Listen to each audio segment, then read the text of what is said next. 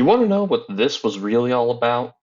The Nixon campaign in 1968 and the Nixon White House after that had two enemies, the anti-war left and black people. You understand what I'm saying? We knew we couldn't make it illegal to be either against the war or black. But by getting the public to associate the hippies with marijuana and blacks with heroin, and then criminalizing both heavily, we could disrupt those communities. We could arrest their leaders, raid their homes, break up their meetings, and vilify them night after night on the evening news. Did we know we were lying about the drugs? Of course we did. That was a quote from John Ehrlichman, Assistant to the President for Domestic Affairs under President Richard Nixon.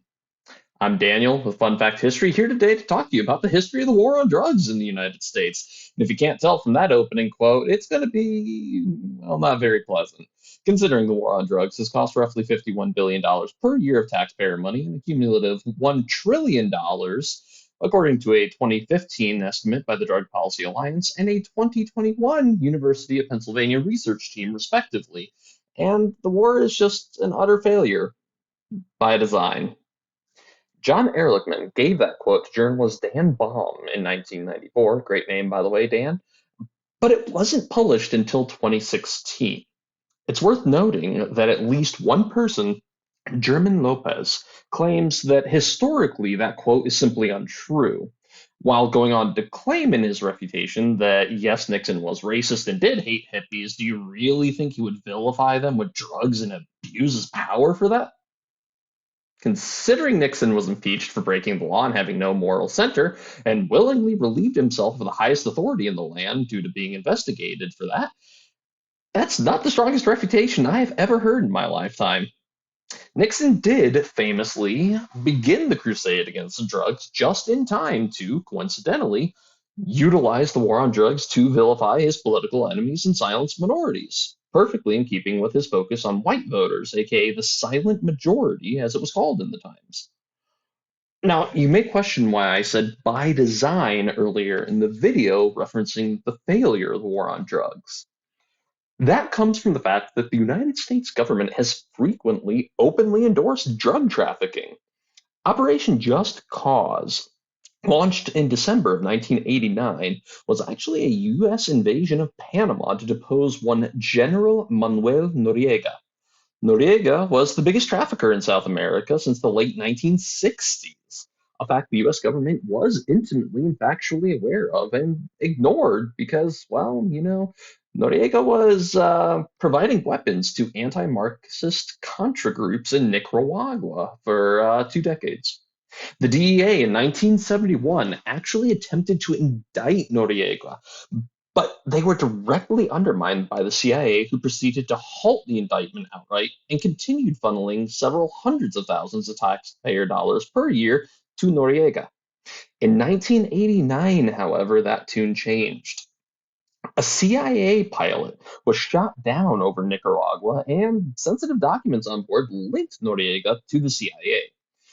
So, to cover up their tracks, the CIA backed a military coup of Noriega and indicted him after his surrender on January 3rd of 1990, where he was promptly sentenced to 45 years in prison in a Miami-based court hearing. The lesson here is drugs are bad, okay? Unless you're actively undermining a Marxist regime in Nicaragua, and only until we slip up and publicly expose our support of you, then drugs are actually bad. Oops. It's also no secret that CIA cocaine trafficking into America to aid the rise of the crack epidemic has long been studied in the US, with CIA stating, of course, it's an unfounded conspiracy, with both the CIA and the DEA being morally above introducing crack into minority communities. The CIA, same agency that overthrew the country of Panama's government after their dictator stopped killing people that the CIA wanted dead. That agency, which let the good general funnel drugs across international borders. That agency had moral qualms with being accused of trafficking drugs and causing deaths. It's worth noting, however, that this drug trafficking ring, unearthed by Los Angeles Times reporter Gary Webb in what he called his Dark Alliance series, was found to be lacking substantial evidence in an internal review by executive editor Jerome Kepos, or Sepos, not sure on the pronunciation, who claimed that while all of the important information in Webb's article was indeed accurate, he claimed that the writing, editing, and production of the Dark Alliance series simply oversimplified the issues.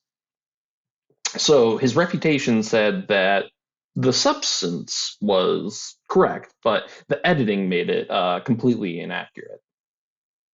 Yeah, the CIA and Justice Department both investigated themselves fully in the matter and concluded they had done nothing wrong and had not trafficked cocaine into the United States.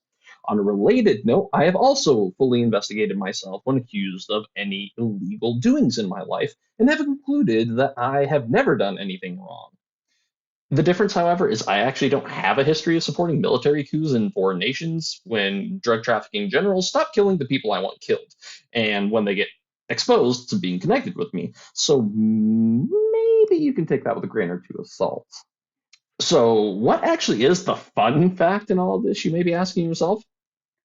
Well, it depends on your definition of the word fun. But for me, the fun fact is the war on drugs was fabricated by a racist president in the late 60s to help his campaign trundle along. And it was subsequently outright ignored when convenient for the United States government in countries engaging in drug trafficking abroad.